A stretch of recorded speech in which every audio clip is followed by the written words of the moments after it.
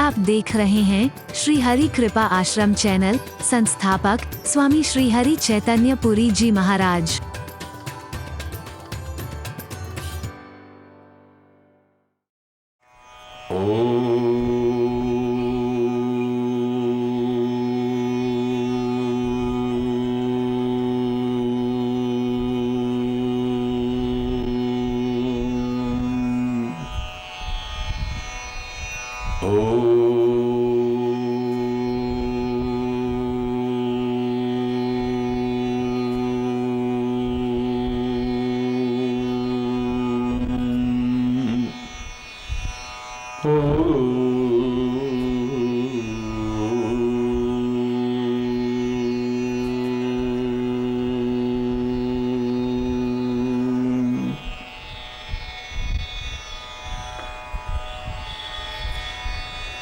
सर्वे भवन्तु सुखिनः,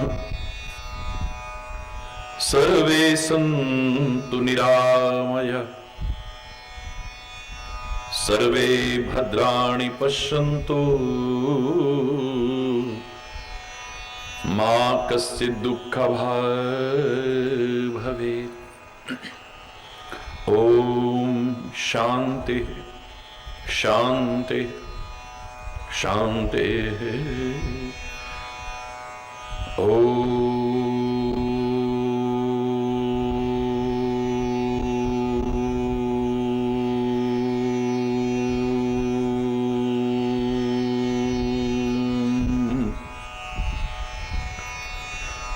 त्वमेव मातास्य पिता त्वमेव, त्वमेव बन्धुश्च सखा त्वमेव, त्वमेव विद्या द्रविणो त्वमेव, त्वमेव सर्वं मम देव देव।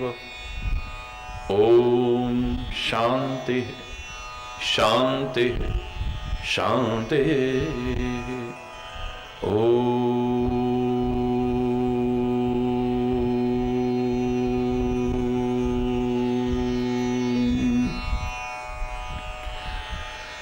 चैतन्य शाश्वतं शान्तं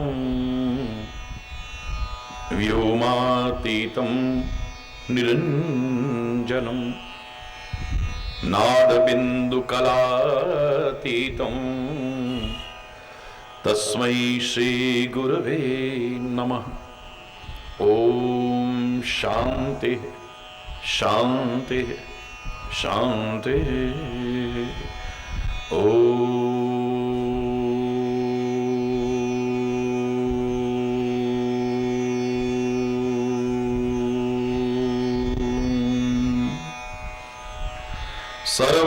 सर्वमंगलमांगल्ये शिवे सर्वार्थसाधिके, शरण्ये त्र्यंबके गौरी नारायणी नमोस्तुते। ओम शांति शांति शांति।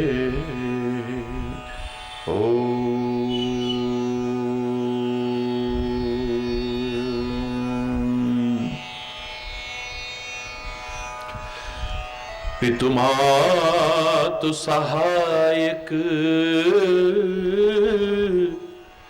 स्वामी सखा,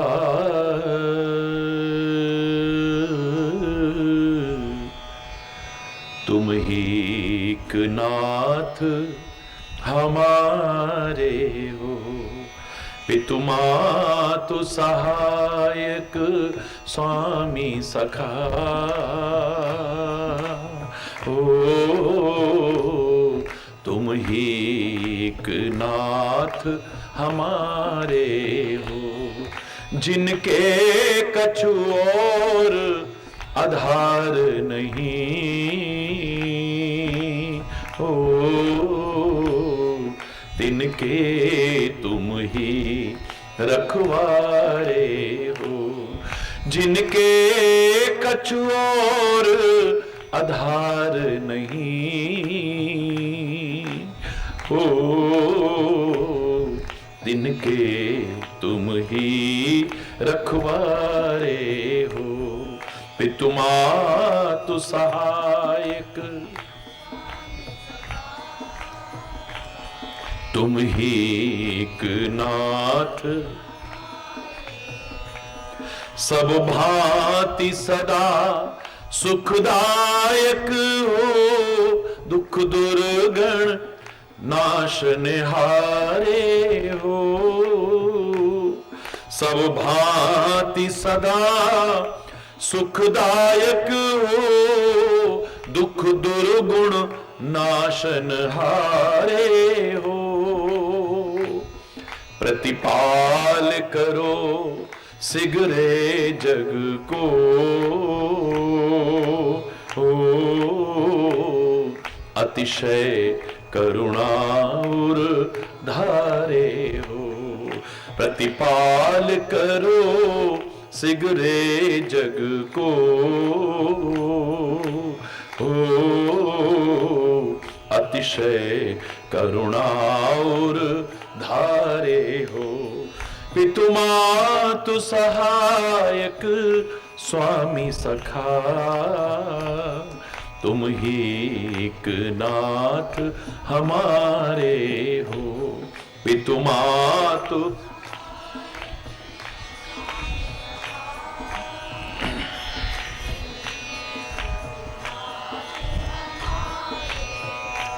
भूली है हम ही तुमको, तुम तो हमरी सुधी नाही विसारे हो।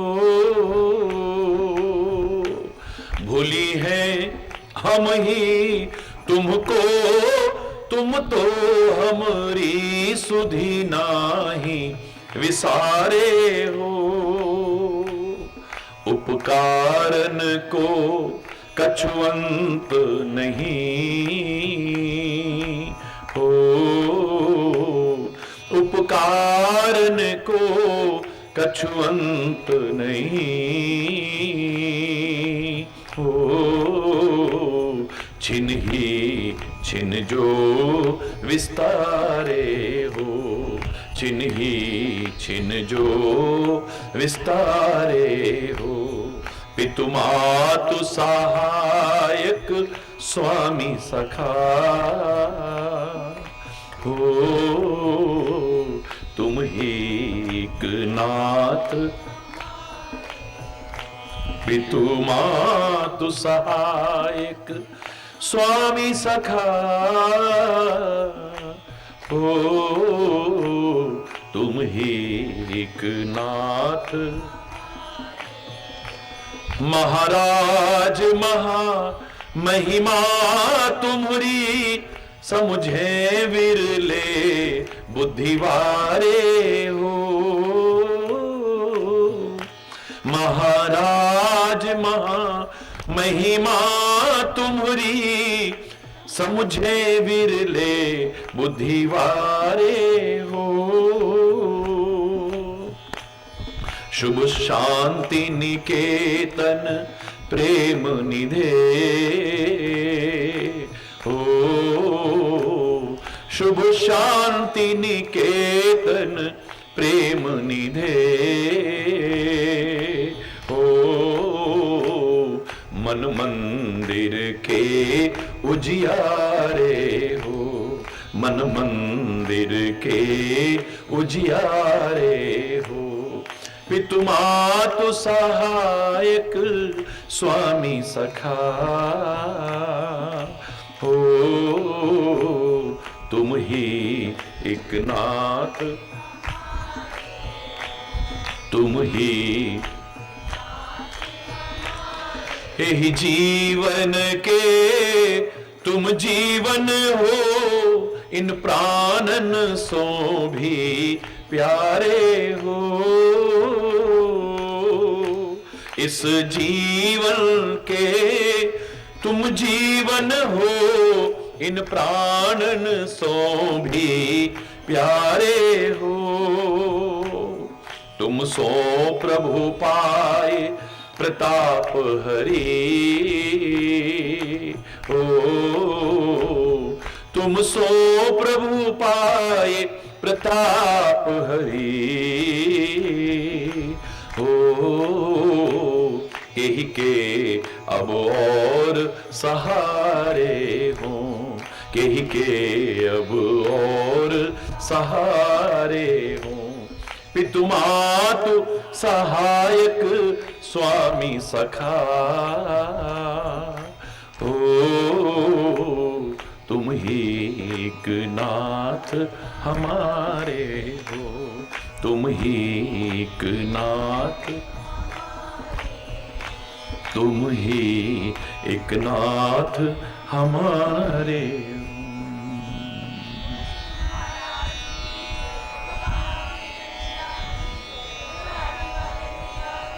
हरि बोल, जोर से बोलो और जोर से बोलो। नवरात्रि के इस क्रम में आज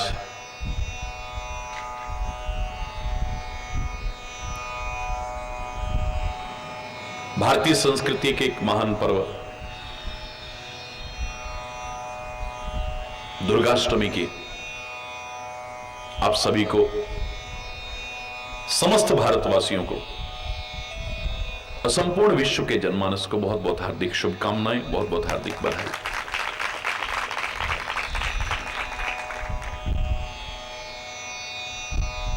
सभी लोग मां भगवती की आराधना कर रहे हैं।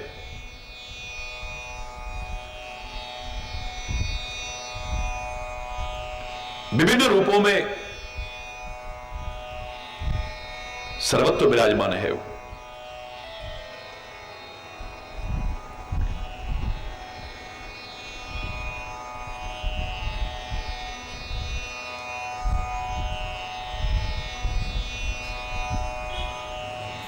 वो मां शक्ति स्वरूपा हम सभी को शक्ति प्रदान करें और इतनी शक्ति प्रदान करें कि हम अपने विवेक को जागृत रखते हुए अपनी शक्तियों को नष्ट न होने दें। गंदे खानपान से, गलत दिनचर्या से, गलत आचरण से अपनी शक्तियों को नष्ट न होने दें। जो शक्तियां हैं उनको बरकरार रख सके और अधिक शक्तियां अर्जित कर सके, प्रार्थना करते हैं उससे। क्योंकि मैंने हमेशा कहा है, शक्ति विहीन जीवन शव तुल्य हो जाता है, मुर्दे की तरह हो जाता है। देखने की शक्ति खत्म हो जाए, मेरी आंख बेकार है। सुनने की शक्ति खत्म हो जाए, मेरे कान बेकार है। सूंघने की शक्ति खत्म हो जाए, मेरी नासिका बेकार है। बोलने की शक्ति खत्म हो जाए, मेरी वाणी बेकार है।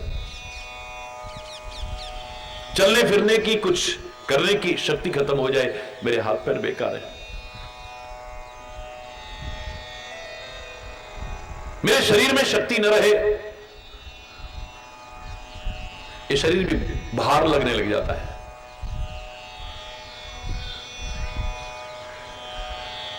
और कई बार शक्ति विहीन जीवन जीवित भी मृतक तुल्य हो जाता है। इसलिए शक्ति के महत्व को नकार नहीं सकते। हमने जो सफलता के सूत्र, सफलता के रहस्य नाम का प्रसंग प्रारंभ किया था, आप उसमें भी देखिए हनुमान जी की चर्चा यदि आई है कि वो एक कार्य को करने आगे बढ़े, कैसे उन्होंने सफलता हासिल की, लेकिन वो चलना प्रारंभ हो उससे पहले उनके अंदर क्या क्या आ चुका है, वो तो है पहले से, लेकिन हमको सिखाने के लिए उसको नकारा नहीं जा सकता है, नजरअंदाज नहीं किया जा सकता है। वो तो साक्षात रुद्रावतार है, साक्षात भगवान के स्वरूप है, लेकिन एक सोए हुए जीव को मार्गदर्शन के बाद जागे हुए जीव को, अपने लक्ष्य की ओर आगे बढ़ने वाले जीव को किस प्रकार का पहले बन जाना चाहिए, अपने जीवन और आचरण से बता रहे हैं। जो हम उनकी स्तुति करते हैं, अतुलित बलधामम, ताकत ही नहीं है तो बेकार है।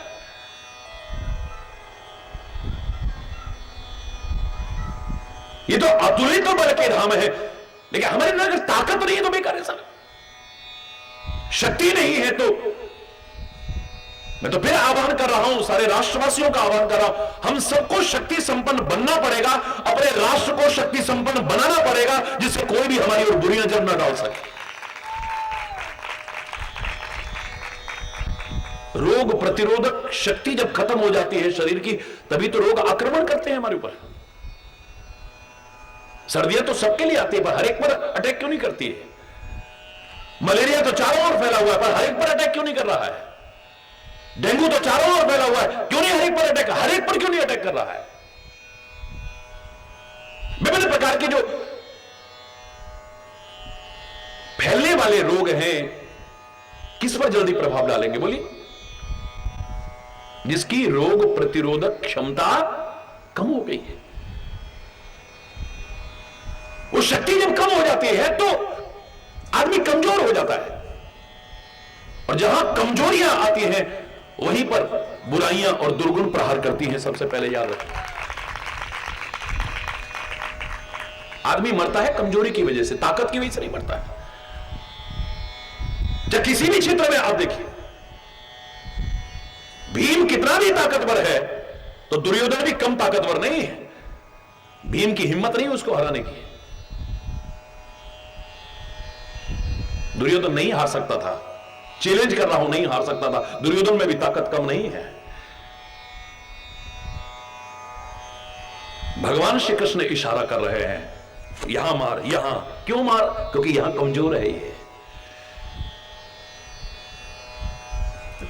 इशारा कर रहे हैं उसको, यहां पे मार, जान के ऊपर। महाभारत का वो इतिहास उठा करके देखिए, क्योंकि गांधारी ने अपनी आंखों पर पट्टी बांध रखी थी। हालांकि ये पुत्र मोह की पट्टी भी है, लेकिन इतना याद रखना कि जब किसी अंग विशेष की शक्ति सामने हम केंद्रित कर देते हैं तो शक्ति इकट्ठी हो जाती है उसमें। व्यर्थ के देखने से आंखों की शक्ति खत्म होती है, तेज तेज सुनने से और फालतू सुनने से कान की शक्ति खत्म होती है, बहुत ज्यादा बोलने से जवान की शक्ति कम होती है। याद रखना, शक्ति इकट्ठी हो चुकी है आंखों में, और उससे कहा गया कि तुम आंख खोल करके जिसकी ओर देखोगे वज्र की तरह हो जाएगा। बोले किसी और की तरफ क्यों देखूंगी? अपने बेटे की तरफ देखूंगी ना मैं। दुर्योधन, कल मैंने आंख की पट्टी खोलनी है, आ जाना, मेरी नजर जहां जहां तेरे पड़ेगी एकदम से तू वज्र की तरह हो जाएगा। याद रखना, नग्न होकर के आना। तू मेरी औलाद है, बेटा है, बड़ा हो गया तो क्या हुआ? मेरे गर्भ से पैदा हुआ है, मेरी गोदी में खेला हुआ है, मेरे सामने नंगा घूमा है, तो नग्न होकर के आना। दुर्योधन नग्न होकर के जा रहा है, इतिहास साक्षी है, मैं बनाकर नहीं कह रहा हूं।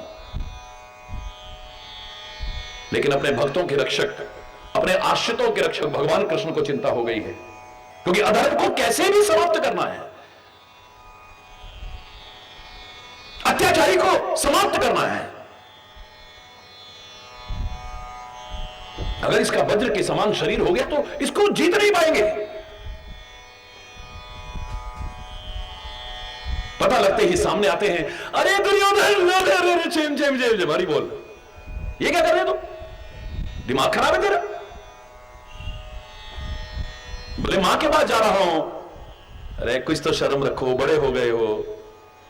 अरे भैया पूरा शरीर नहीं, कम से कम ये अधोभाग को तो ढक के जाओ। इस तरीके से समझाया कि वो मजबूर हो गया, उसने पत्ते लपेट लिए हैं। वहां जैसे पहुंचा है तो गांधारी ने पट्टी खोली है, सामने देखा है, सिर पीट लिया उसने, धक तेरे की, सारा शरीर वज्र की तरह हो गया, लेकिन ये जहां पत्ते बंधे हुए थे वो हिस्सा रह गया है। भगवान कृष्ण आज इशारा कर रहे हैं, जब भीम की कोई पेश नहीं चल रही, नहीं हरा पा रहा है, तो बार बार इशारा करते हैं, इधर मार, इधर मार, यानी कमजोरी पर प्रहार करोगे तभी खत्म होगा। किसी भी प्रकार की कमजोरी नहीं होनी चाहिए, कोई भी वीकनेस नहीं बननी चाहिए, वरना वहीं पर लोग प्रहार करते हैं सीधे। याद रखना, अरे बोलना,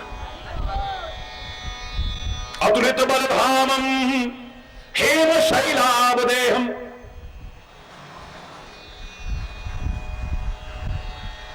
धनुज बल कृशाणुम ज्ञानिनामग्रगण्यम सकल गुण निधानम वानरारामधीशम रघुपति प्रिय भक्तम वात जातम नमामि। उनको प्रणाम करना, साथ में सीखना, क्योंकि आप कितना भी आगे बढ़ रहे हो, किसी भी क्षेत्र में आगे बढ़ रहे हो, आपका शरीर अगर शक्तिहीन है तो बेकार है। आप यदि गुण संपन्न नहीं है, सकल गुण निधान बनने की कोशिश कीजिए। तो पेट से कोई सकल गुण निधान होकर के नहीं आता है, याद रखना। इन अवतारों की बात छोड़िए, महापुरुषों की बात छोड़िए, मैं आपके लिए बात कर रहा हूं। साफ साफ शब्दों में कहा गया है कि तुम एक एक अगर सद्गुण अपने अंदर लाने की कोशिश करोगे तो उसके अनेक सहयोगी सद्गुण आपके अंदर प्रवेश करने लगेंगे, याद रखना। और अगर एक दुर्गुण लाने की कोशिश करोगे तो उसके सहयोगी दुर्गुण आपके अंदर प्रवेश कर जाएंगे। सीमित सीमित जल भर ही तलावा, जिमी सदगुण सज्जन पहियावा। सिमट सिमट करके थोड़ा थोड़ा करके भी जल आता रहे तो तालाब लबालब भर जाते हैं। ऐसे ही एक एक गुण भी लाने लगोगे, एक दिन गुणों के भंडार हो जाओगे। तुम्हारे लिए भी लोग कहेंगे सकल गुण निधान। हमारी बोल,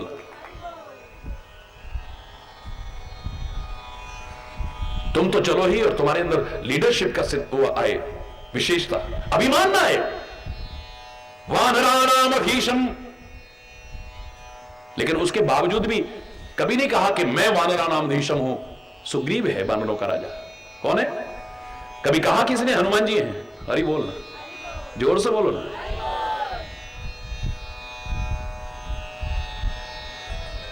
जब जरूरत पड़ेगी तो हनुमान जी की याद आती है। लक्ष्मण जी गुस्से में होकर के आए और दर्द, हनुमान को बुलाओ, हनुमान को बुलाओ।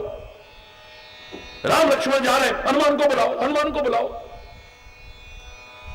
कोई व्यक्ति कल मेरे से, कल की बात है, कल की बात बता रहा हूं मैं आपको। कोई व्यक्ति बोला महाराज जी बहुत से लोग तो मतलब ही होते हैं, ये मतलब पर ही याद करते हैं। मैंने कहा मैं अपनी कह सकता हूं, अगर मुझे मतलब पर भी कोई याद करता है तो मैं ये सोचूंगा कि जरूर अंधेरा है तभी मोमबत्ती की याद आ रही है, याद रखना। और उस समय मोमबत्ती का उत्तरदायित्व बन जाता है कि अंधकार को दूर करे।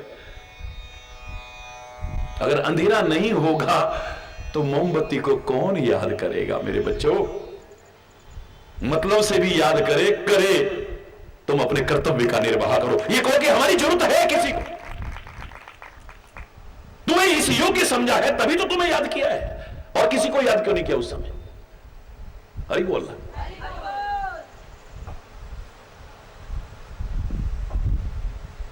शरीर के अंदर भी बल होना चाहिए। Sound mind in A sound body. स्वस्थ शरीर में ही स्वस्थ मस्तिष्क है। और इसलिए मैंने कल आपसे कहा था, पुराने लोग हमारे कहा करते थे शास्त्रों के उन रहस्यों को सरल शब्दों में कि सब पहला सुख क्या है, सबसे बड़ा सुख नहीं, सबसे बड़ा सुख तो मैंने बताया था आपको क्या है, सबसे बड़ा दुख भी बताया था, लेकिन पहला सुख क्या है? पहला सुख, जोर से बोलो, निरोगी काया। ये पहला सुख है। अगर मेरा शरीर स्वस्थ रहता है तो, अगर मैं रात दिन बीमार रहता हूं, किसी भी क्षेत्र में आगे बढ़ रहा हूं, आधा टाइम तो मेरा उसी में निकलेगा। आगे क्या बढ़ूंगा मैं? क्या मंजिल की ओर मेरे कदम बढ़ेंगे? डॉक्टर और वैद्य की तरफ कदम ज्यादा बढ़ेंगे, उधर कम बढ़ेंगे। हरि बोलना। मेहनत कर करके उधर कमाऊंगा और उधर गमाऊंगा। जो मैंने पहले दिन वाक्य कहा था कि इंसान भी अजीब चीज है कि पैसा पाने के लिए स्वास्थ्य खो देता है, इतना लापरवाह हो जाता है, और फिर स्वास्थ्य पाने के लिए पैसा खो देता है। इतना लापरवाह हो गया है, अब इसे परवाह ही नहीं है, ना खाने की, ना सोने की, ना रात दिन लगा हुआ है उसी में। पहले पैसा पाने के लिए स्वास्थ्य खोया और फिर स्वास्थ्य पाने के लिए पैसा खोया। हरि बोलना, हरि बोलना, जोर से बोलना। ये 7 तरह के सुख बताए थे। व्यक्ति के जीवन में हो तो फिर आनंद ही आनंद है। तुमने सुख के अर्थ गलत लगा लिए। जो लौकिक जीवन में आप जीते हो, आपके लिए जो बुजुर्गों ने कहा था पहला सुख, अरे हम हैं तो सब कुछ है, हम ही नहीं है तो किस काम का है? सारी दुनिया का भी राज मिल जाए लेकिन मैं ही नहीं हूं तो बेकार है। नहीं बोल रहा। पहला सुख। दूजा सुख हो घर में माया। दूजा सुख हो, जोर से बोलो, तीजा सुख सुत आज्ञाकारी, तीजा सुख है परमात्मा, चाहे बेटा हो या बेटी हो, चाहे एक हो पर नेक हो। कभी मुंह से ये न निकले अरे ऐसी औलाद तो ना होती तो अच्छा था, ना रहे तो अच्छा है, क्या हमारा जीवन नरक बना के रख दिया है, हमारे घर में तो कंस पैदा हो गया है, हमारे घर में तो रावण पैदा। कितने लोगों के घरों से आवाज आती है। सारा कुछ होने के बाद भी लगता कुछ नहीं है घर में, घर की दीवारें काटने को दौड़ती हैं। सब कुछ होते हुए भी समझो कुछ नहीं है। अरे बोलना, पहला सुख जोर से बोलो, दूजा सुख हो घर में माया, तीजा सुख सुत आज्ञाकारी, चौथा सुख सुलक्षण नारी, क्योंकि घर की महिमा, घर की मर्यादा, घर की व्यवस्था प्रमुखतः नारी पर। एक वाक्य में मैंने कहा था अभी, उस दिन पत्रकार पूछ रहे थे कि देश और समाज की स्थिति के बारे में आप कैसे पता चले, हमें क्या है इस समय।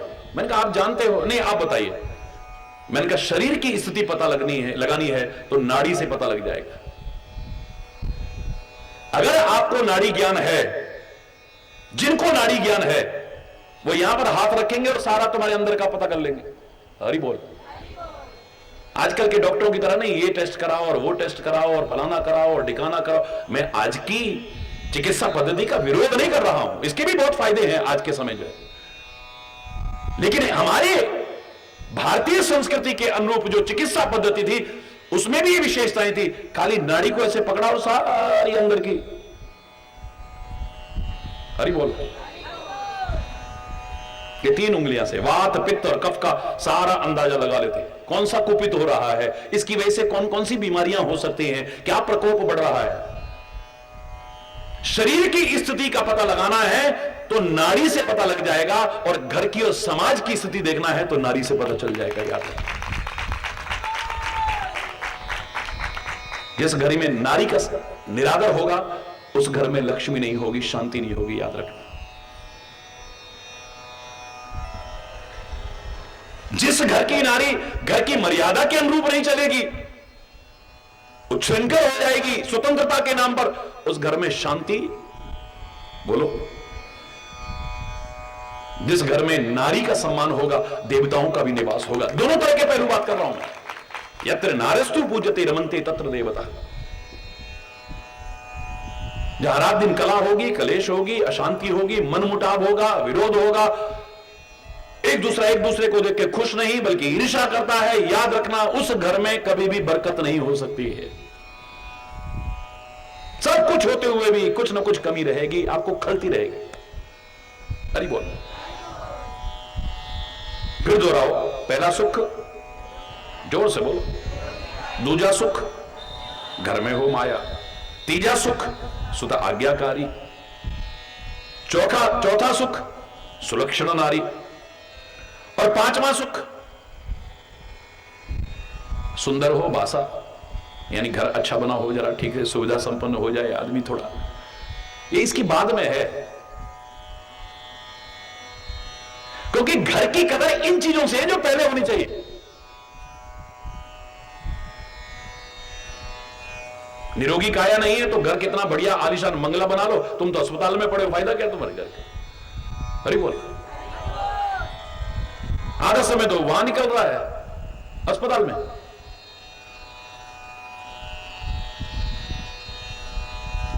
पांचवा सुख सुंदर हो बासा, यानी निवास अच्छा हो, रेजिडेंस, और वो खाली मकान ना हो, घर हो। याद करो मैंने कहा था what is the difference between house and home, ये प्रश्न पूछा गया, बहुत सारे उत्तर आए, लेकिन अंतिम निष्कर्ष निकला था a house is build by hands but A home is build by hearts. हाथों से कमा के लाते हो, हाथों से मजदूर मिस्त्री बनाते हैं, तो हाथों की भूमिका मकान में ज्यादा है। हाथों से जो बनता है वो मकान है, और जहां दिल मिल करके रहते हैं वो घर हो जाता है। हरि बोल।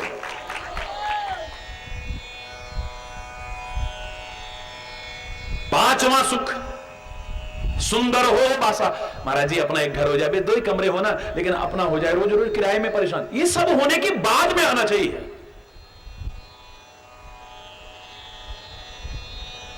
कितना सुंदर क्रम है, ध्यान देना।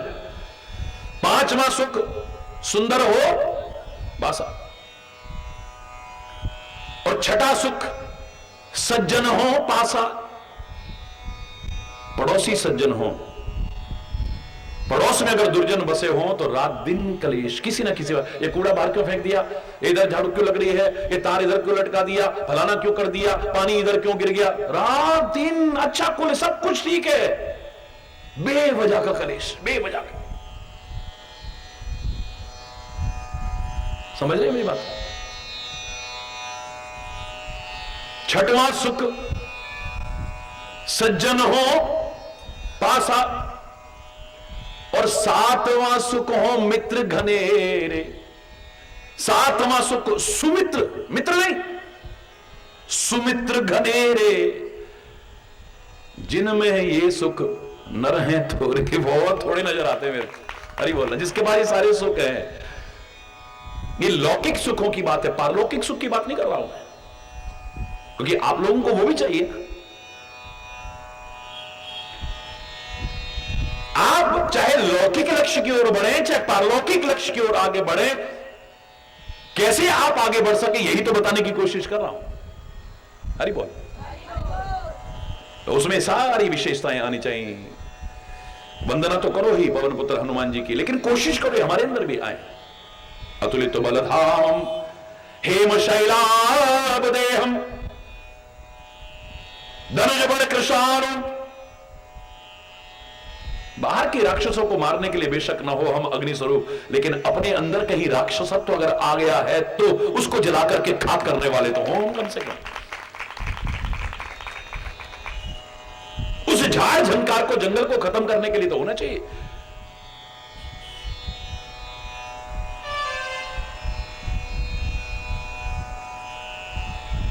उसके लिए तो अंदर आग लगनी चाहिए। क्रोध की आग नहीं लगनी चाहिए, द्वेष की आग नहीं लगनी चाहिए, बदले की आग नहीं लगनी चाहिए, ईर्ष्या की आग नहीं लगनी चाहिए। लेकिन हो गई है पीर पर्वत सी पिघलनी चाहिए। इसे हिमालय से अब एक नई गंगा निकलनी चाहिए। आग तेरे दिल में हो या मेरे दिल में, आग लगनी चाहिए, अब जरूरी है। अरे बोलना, कोई भाषणों से अब काम चलने वाला नहीं है। जो मैंने कहा था बहुत अंधेरा है, बहुत अंधेरा है, बहुत अंधेरा है, सारी दुनिया में देखो अंधकार छाया हुआ है, नहीं चलेगा इससे काम। एक दीप मैं जलाऊं, एक दीप तुम जलाओ, कुछ अंधेरा मैं मिटाऊं, कुछ अंधेरा तुम मिटाओ। एक दीप के साथ दीप जलाते जलाते जलाते जलाते दीपावली का प्रकाश हो सकता है। अमावस की काली अंधियारी रात्रि जगमगा सकती है, अगर तुम चाहो तो हो सकता है ऐसा। सारा तमस मिट सकता है। हरि बोल। ज्ञानी नाम अग्रण्यम, ज्ञान भी है उनके पास इतना है कि हर कोई मांग रहा है, मैं भी मांगता हूं, आप भी मांगते हो। बल बुद्धि विद्या देहु मोहि, क्योंकि मांगते हैं हम, ये होना चाहिए हमारे पास। जो मैं कह रहा हूं ये अतिशयोक्ति नहीं है, रोज मांगते हैं। हमारे पास बल भी होना चाहिए, हमारे पास बुद्धि भी होनी चाहिए, हमारे पास विद्या भी होनी चाहिए। हरहु कलेश विकार, और हमारे विकारों का भी हरण हो, क्योंकि इस मार्ग में आगे नहीं बढ़ सकते हैं। भक्तिम प्रेक्ष रघुपुंगम निर्वराम में कामादि दोष रहितम कुरु मानसं च। पहले कामादि दोष रहितम कुरु मानसं च, तब समझो कि भक्तिम प्रेक्ष रघुपुंगम निर्वराम में। नहीं तो नहीं मिलेगी भक्ति, नहीं मिलेगी शांति, नहीं मिलेगा मेरा लक्ष्य,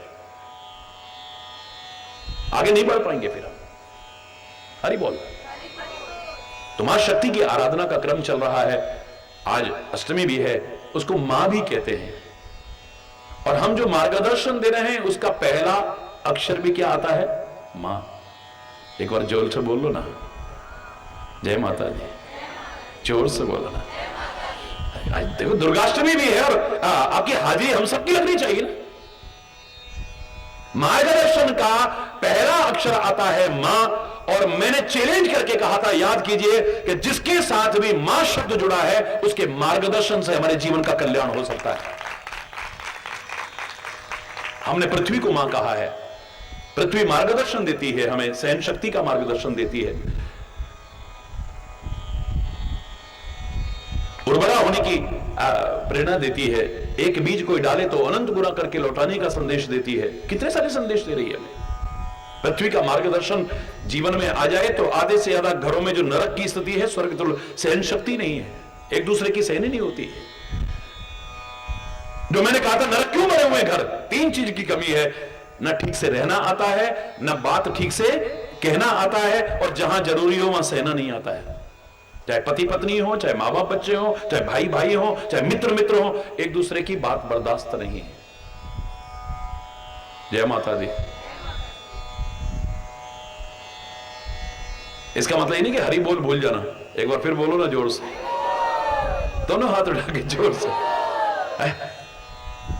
मार्गदर्शन का पहला शब्द है मां, और मैंने आपसे कहा था कि मां को अगर मैं परमात्मा का रूप कह दूं तो कोई अतिशयोक्ति नहीं है। चाहे वो मेरी जन्म देने वाली है, उससे भी हम कहते थे ए मां तेरी सूरत से अलग भगवान की सूरत क्या होगी। उसको नहीं देखा हमने कभी और उसकी भी जरूरत क्या होगी। ये मां शब्द इतना महत्वपूर्ण है, इतना महत्वपूर्ण है, ये जिसके साथ भी जुड़ता है उसका सम्मान भी बढ़ता है, उसकी गरिमा बढ़ती है, उसका स्थान बढ़ता है, उसका महत्व बढ़ता है, और उसका मार्गदर्शन भी जीवन का कल्याण करता है। पृथ्वी के साथ हमने मां कहा, मार्गदर्शन देखिए इसका कितना अनूठा है। हमने अपने भारत को भी मां कहा है, इकलौता भारत देश है, मातृभूमि सब कहते होंगे, मदरलैंड सब कहते होंगे, लेकिन अपने राष्ट्र के नाम के साथ मां शब्द जोड़ने वाला इकलौता मेरा भारतवर्ष है। भारत माता की। भारत का मार्गदर्शन जगत गुरु उसी के बल पर रहा है। कमियां आई हैं आज भारतवर्ष में नहीं, हम भारतवासियों में कहीं कमियां आई हैं, विचार पूर्वक उन्हें दूर करें, भारत फिर से जगत गुरु के पद पर प्रतिष्ठापित होगा। और मैं तो कहा करता हूं, लोग लूट करके ले गए हमारा सोना चांदी हीरे जवाहरात कोहिनूर खजाने, और चाहे अपने भी लूट रहे हैं, लेकिन अध्यात्म ज्ञान अभी भी हमारे मनुष्यों के मस्तिष्क में है। बिजनेस बना करके नहीं, जहां देखो धंधे के अलावा कुछ है ही नहीं, हरि बोलना, बिजनेस बना करके नहीं, निस्वार्थ भाव से चंद लोग भी एकजुट होकर आ जाएं। मैं चैलेंज करके कहता हूं, भारत फिर से अपने खोए हुए गौरवशाली स्थान को प्राप्त करे। भारत का मार्गदर्शन, उसके साथ मां है, सारी दुनिया की दिशा और दशा बदल सकता है, संवार सकता है। पृथ्वी को हमने मां कहा है, उसका मार्गदर्शन हमारे जीवन को संवार सकता है। हमने गीता को मां कहा है, कर्म भक्ति और ज्ञान की सुंदर त्रिवेणी जहां बहती है, भगवान कृष्ण की उस दिव्य वाणी को जो खाली अर्जुन के लिए, हम सबके लिए, खाली अर्जुन के लिए नहीं, हम सबके लिए है।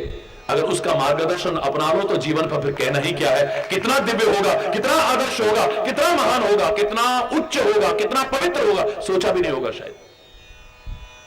कोई संदेह? हरि बोलना। हमने तुलसी को भी मां कहा है, जो कितने कीटाणुओं को खत्म करती है, कितने रोगाणुओं को खत्म करती है, यानी कितने विकारों को खत्म करती है। उसका मार्गदर्शन अपनाइए ना। हमने गौ को मां कहा है, वो भी मार्गदर्शन दे रही है। उसके शरीर में 33 कोटि देवी देवताओं का निवास मानते हैं, यानी रोम रोम में देवताओं का निवास है, रोम रोम में।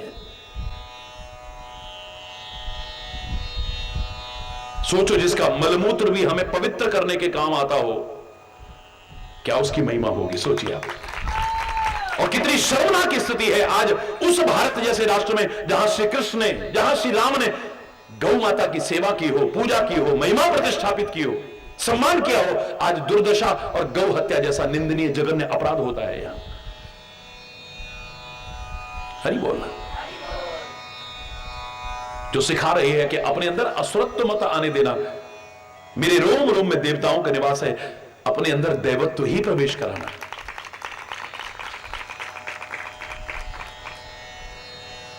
हम देवभूमि में बैठे हैं, ये तो देवभूमि बनी रहे। भारतवर्ष भी अपनी पवित्र मर्यादाओं में ही निरंतर आगे बढ़ता रहे। और हम तो सारे विश्व की बात कर रहे हैं, सारी सृष्टि की बात करते हैं हम तो। हरि बोल। दैवत्व को अपने से दूर ना होने दे, ये गौ माता मार्गदर्शन दे रही है। और इतनी अच्छाइयां होते हुए भी एक बार झूठी गवाही जवान से नहीं। जवान की कितनी कीमत है देखो आप, आज भी इस चीज का सम्मान नहीं है। गौ माता की पूंछ का भी सम्मान है, मलमूत्र का भी सम्मान है, अंग अंग का सम्मान है, लेकिन जीव के बारे में आप इतिहास पढ़ के देखिए। हरि बोलना।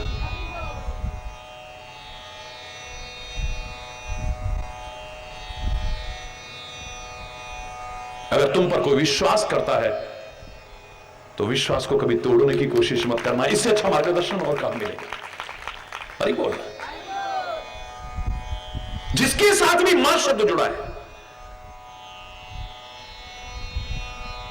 हमने तो मंत्रों को भी मंत्र नहीं कहा, गायत्री मां कहा है।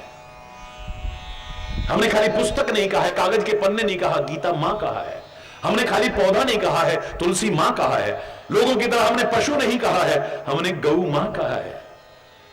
हमने भारत मां कहा है, हमने पृथ्वी मां कहा है।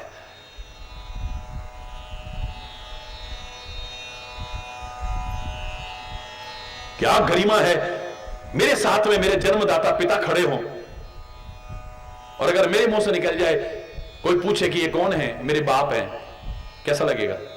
ये मेरा बाप है, कैसा लगेगा? सच बोलिए, जोर से बोलिए। अच्छा नहीं लगेगा, मानते हैं? लेकिन इतनी देर में ही मेरी मां भी आ गई, दोनों खड़े हो गए। अब मैंने कहा ये मेरे मां बाप हैं। बाप अब भी कहा, लेकिन मां शब्द की महिमा देखिए कि मां शब्द जुड़ते ही अब बुरा नहीं लग रहा है, अच्छा लग रहा है।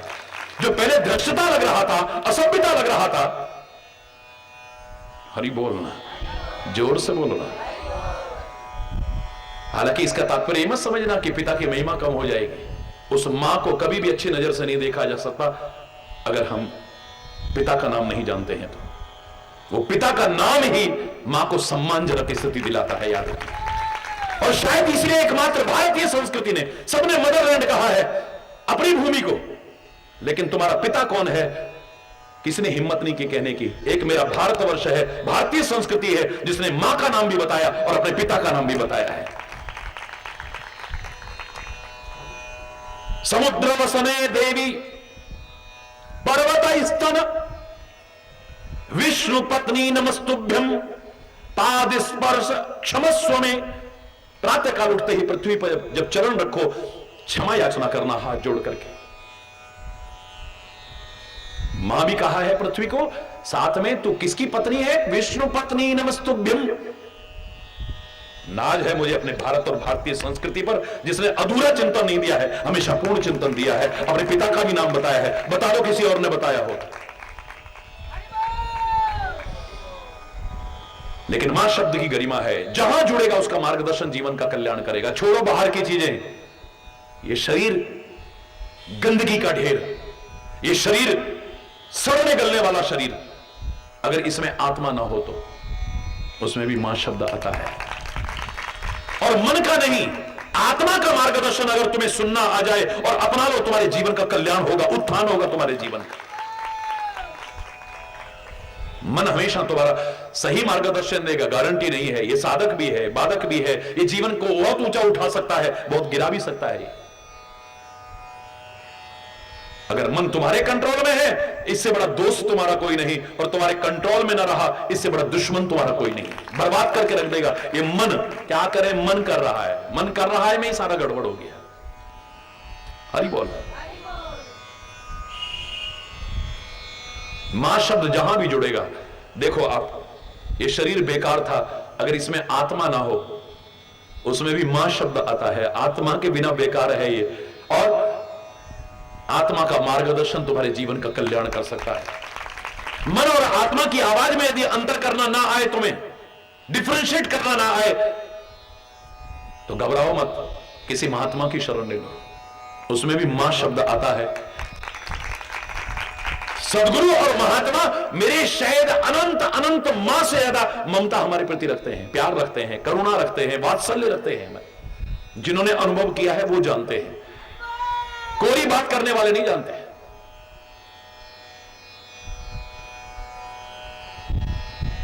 हरि बोलना। और आज समाज के ढोंग और पाखंड को देखते हुए अगर किसी महात्मा पर तुम्हारा विश्वास ना रहे तो घबराओ मत। एक और बड़ी मां बता देता हूं, आप उसका मार्गदर्शन, उसको कहते हैं परमात्मा, उसमें भी मां शब्द आता है। अरे बोल, कोई आवश्यकता नहीं है, घबराने की आवश्यकता नहीं है। कृष्णम वंदे जगत गुरु, उसको भी हम गुरु कहते हैं, मार्गदर्शक कहते हैं, और उसमें भी मां शब्द आता है।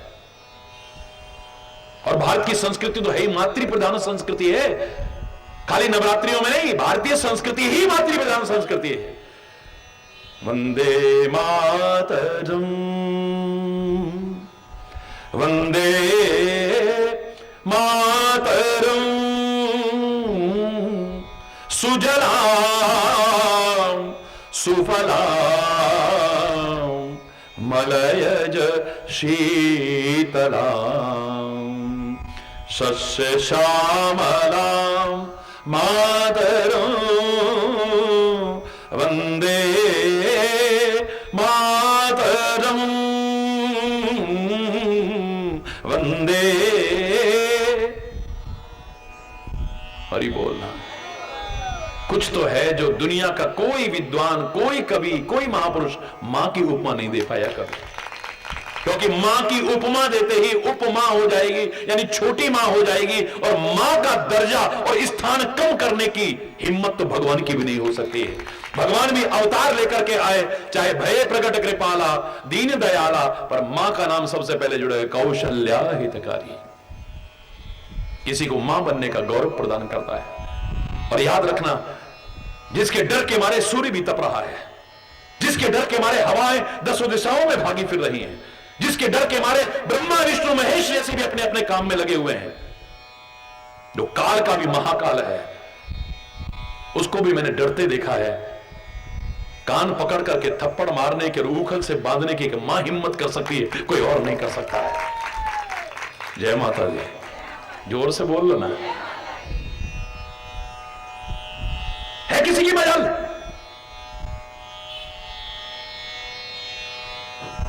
यह है मां की महिमा। हरि बोलना, जोर से बोलो ना। बहुत विस्तार से एक बार मैंने कितने दिन तक मां शब्द की व्याख्या चल रही थी, याद करो। एक व्यक्ति ने खड़े होकर के मेरे से प्रश्न किया, महाराज जी आप कहते हो जिसके साथ भी मां जुड़ता है ना उसका मार्गदर्शन जीवन का कल्याण करते हैं, तो फिर आप सिनेमा का विरोध क्यों करते हैं? सिनेमा में भी तो मां शब्द आता है। हरि बोलना, जोर से बोलो ना। मैंने कहा, मैंने हिंदी में मां शब्द का, मदर शब्द नहीं कहा, मैंने मां शब्द कहा है जो हिंदी में आता है। और सिनेमा अंग्रेजी शब्द है, हिंदी शब्द नहीं है, याद रखना। हिंदी में अगर कोई शब्द हो ढूंढ के लाना। तो फिर बोले महाराज जी जो पैसा है ना इसको भी नामा पानी कहते हैं। और कोई नामा पानी हो जाए, इसको भी नामा, इसमें भी मां आता है। मैंने कहा वो तो तुमने पहले कह दिया ना मां, तुमने मां समझा है, तुमने बाप समझा है, तुमने जवान समझा है, तुमने भगवान समझा है, तुमने सब कुछ समझा है, लेकिन ये है नहीं। पहले कह दिया ना। हरि बोल ना, जोर से बोलो ना। कितना प्यारा मार्गदर्शन, कदम कदम पर यहां सीखने वाला होना चाहिए। यहां हवाएं सिखा रही है, वृक्ष सिखा रहे हैं, पौधे सिखा रहे हैं, झरने सिखा रहे हैं, पर्वत सिखा रहे हैं, आकाश सिखा रहा है, पृथ्वी सिखा रही है, पशु पक्षी सिखा रहे हैं। सीखने वाला होना चाहिए, उसे कौन नहीं सिखा रहा है। और न सीखने वाले के लिए भगवान भी खड़े हो जाए। दुर्योधन जैसे नहीं सीख सकते हैं, रावण जैसे नहीं सीख सकते हैं, दुशासन जैसे नहीं सीख सकते, शकुनी जैसे नहीं सीख सकते हैं, धृतराष्ट्र जैसों के समझ में नहीं आने वाली है। साक्षात भगवान भी खड़ा होकर के क्यों ना कहे। हनुमान जी साक्षात समझाने लग जाए तो कहेगा तेरी मौत आई है क्या? मेरे गुरु की तरह बोल रहा है। इसी सुंदरकांड में पढ़ते हैं आप। तब अंत में कहना पड़ा हनुमान जी को, उल्टा हो यही कह हनुमाना, मति भ्रम तोर प्रगट में जाना। तेरी बुद्धि भ्रमित हो गई है, तू पहचान नहीं रहा सामने कौन खड़ा है। तो अपने इष्ट की चर्चा करता है, अपने गुरु की चर्चा करता है, यानी भगवान शिव की चर्चा करता है, और कहता है मेरे गुरु वाली शिक्षा दे रहा है तू, तेरी मौत आ गई है।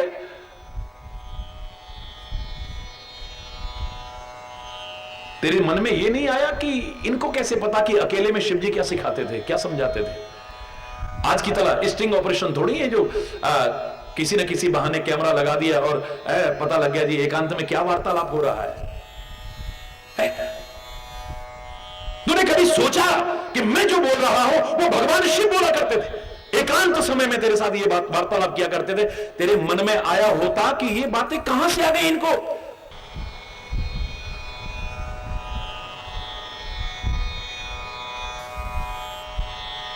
लक्ष्य करो, पहचानो अपने आप को, निराशा और हताशा को छोड़ो, हारिए न हिम्मत, विसारिए न राम। परमात्मा का स्मरण करते हुए, बड़ों के आशीर्वाद लेते हुए, सबकी शुभकामनाएं लेते हुए सही दिशा में मार्गदर्शक के बताए अनुसार प्रयास करो, सफलता तुम्हारे कदम अवश्य चूमेगी। हां, सफलता को समय अवधि में मत बांधना। तब लगमोई परख्यो तुम भाई, सह दुख कंद मूल। और दुखों से मत घबरा जाना, बाधाओं से मत घबरा जाना, कठिनाइयों से मत घबरा जाना, मुसीबतों से मत घबरा जाना, परीक्षाओं से मत घबरा जाना।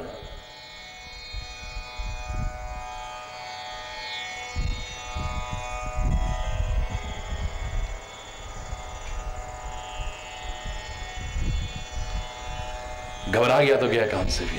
हरि बोलना, जोर से बोलना। मुझे लगता है वो जहाज, वो नाव जड़ है। अगर ये चेतन होते, इनके मन में एक डर पैदा हो जाता। सागर में तो बड़ी ऊंची ऊंची लहरें, आज जैसा बता रहे थे, मैं परमात्मा से भी प्रार्थना करता हूं कि सारे राष्ट्र में भी और सारे विश्व में भी शांति बनी रहे और रक्षा हो सबकी। प्रार्थना करता हूं।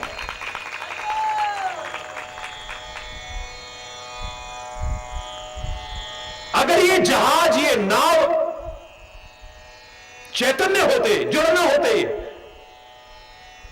इनके मन में किसी न किसी कोने में डर पैदा हो जाता। याद रखना, यहां तो बड़े बड़े तूफान भी आते हैं, बड़े बड़े भयानक जीव हैं जो नाव को भी पलट सकते हैं, जहाज को भी पलट सकते हैं। चट्टानें भी आ जाती हैं जिसके साथ टकरा करके कई बार जहाज का जहाज, कितने बड़े बड़े जहाज भी समुद्र के गर्भ में समा गए हैं। तूफान भी आते हैं यहां पर, जीवन के समुद्र में तूफान भी आते। इसके मन में डर पैदा हो जाता, और जो डर गया वो तो पहले ही मर गया। मैं चैलेंज करके कहता हूं, अगर इसके मन में डर आ जाता, ये एक कदम भी आगे न बढ़ता, समुद्र के किनारे पर ही लड़खड़ा करके गिर जाता है।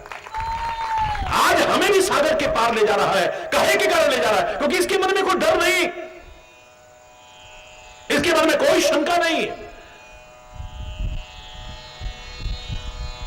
जहां डर है वहां पर वो मेरा कन्हैया ही हो सकता है। इतने भय के बीच में, इतने आतंक के बीच में फिर भी चैन की बंसी बजाए। तुम तो बुराइयां करते हो, लेकिन कभी सोचा कि ऐसे उसमें भी चैन की बंसी बजाने वाला है? अच्छों अच्छों की हवा खराब हो जाए। हरि बोल रहा।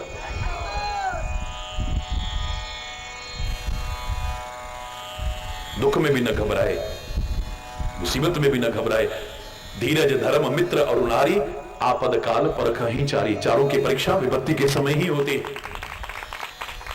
भगवान ना करे किसी पर आए, तब पता चलता है हम कितने धैर्यवान हैं, कितने धर्मवान हैं हम, कितने धर्मात्मा हैं हम, कितना हम प्यार करते हैं और कितने बड़े मित्र हैं हम। फिर भी साथ निभाएं तब पता चलता है। हंसने खेलने के तो बहुत साथी हो जाते हैं, मस्ती के तो बहुत साथी हो जाते हैं। जब तक पैसा गांठ में तब तक लाखों या सुख के सब साथी, दुख वे न कोई। तब कोई बने तब पता चले।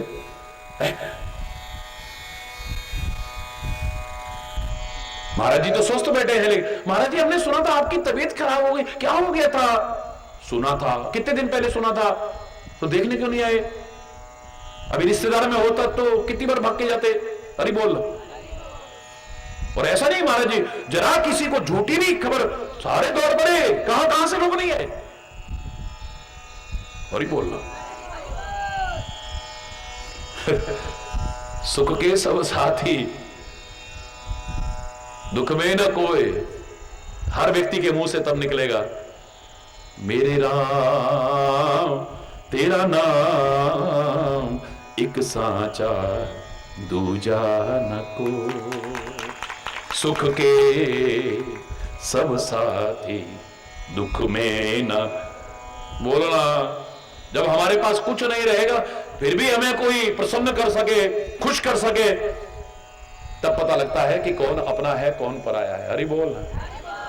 एक सेकंड में पता लग जाएगा। याद करो, मैंने एक प्रैक्टिकल उदाहरण आपसे कहा था कि सूर्य उदय होता है तो कमल खिल जाता है। सच है या झूठ? बोलो ना, जोर से बोलिए।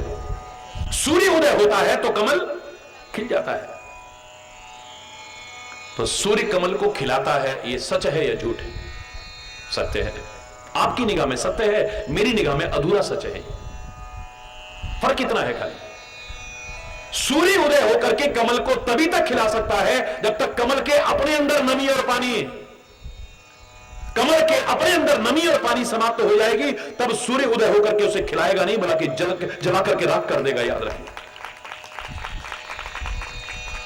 हमारे अंदर कुछ है इन्हें देने के लिए, चाहे शक्ति के माध्यम से, सामर्थ्य के माध्यम से, ज्ञान के माध्यम से, धन के माध्यम से, रूप के माध्यम से, सम्मान के माध्यम से, पद के माध्यम से, किसी भी माध्यम से इनको कुछ देने के लिए हमारे पास है। लाख हमें खुश करने वाले, खिलाने वाले मिल जाएंगे। जब हमारे अंदर कुछ न रहे तब भी हमें प्रफुल्लित करने वाले हो, वही अपना हो सकता है, दूसरा नहीं। अरे बोल, जोर से बोलो।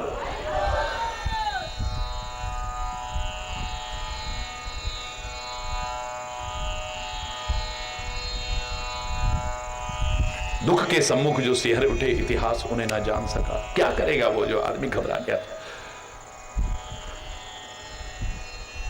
सह दुख कंद मूल फल खाई। खान पान भी अच्छा रखना, ये नवरात्रियां आना या व्रत रखना या भोग लगाने का रोज एक बार भी नहीं, जितनी बार भी आप जो भी ग्रहण करो, जो भी पहनो, भोग लगाने का विधान है हमारी भारतीय संस्कृति में। प्रसाद रूप में ग्रहण करो। तुम ही निवेदित भोजन करही, प्रभु प्रसाद पट भूषण धरही। आभूषण हो, वस्त्र हो, प्रभु के चरणों में पहले अर्पित किए, भोजन हो, जो भी तुम लेना चाह रहे हो, फिर उसके बाद प्रसाद रूप में ग्रहण किया। भगवान को अर्पण करोगे तो फिर मांस नहीं करोगे, भगवान को अर्पण करोगे तो फिर अंडे नहीं करोगे, भगवान को अर्पण करोगे तो फिर शराब नहीं करोगे, भगवान को अर्पण करोगे तो गंदा खान पान नहीं करोगे, फिर बीड़ियां का भोग लगा करके नहीं पियोगे, सिगरेट का भोग लगा करके नहीं, वो तंबाकू का भोग लगा करके नहीं। भगवान को भोग लगाओगे? भगवान को भोग लगाने से क्या मिल जाता है कहने वालों? सबसे पहला तो गंदे खान पान से बच जाते हो, इससे ज्यादा और क्या है? कोई भी चीज हम तब तक नहीं लेंगे जब तक भगवान को भोग नहीं लगेगा। अगर ये मेरे मन में आ गया है, उसके आंतरिक लाभ, आध्यात्मिक लाभ क्या क्या है उसकी चर्चा बाद में, पहले सामान्य लाभ देख लीजिए आप। हाइजीनिक सेंस आएगा आपके अंदर, जो शायद आज अच्छे अच्छे लोगों में भी नहीं है। पुराने जमाने में लोग आते थे, हाथ पैर धोते थे, शुद्ध आसन पर बैठते थे, गोबर से लिपा हुआ होता था, बैठते थे। कितना हाइजीनिक सेंस था। लोग पुराने लोगों को कहते थे ये तो पुराने विचारों के हैं, बेकार। कितना हाइजीनिक सेंस था, आज के पढ़े लिखे लोगों में नहीं है। क्षमा चाहते हुए कहूंगा, सारा दिन घूम घाम के आएंगे, कितने कीटाणु चप्पलों में, जूतों में आ रहे, और वैसे ही खड़े खड़े फटाफट लिया और खाया और चट्टी, तभी तो बीमारियां हो रही हैं। और क्या हो रहा है?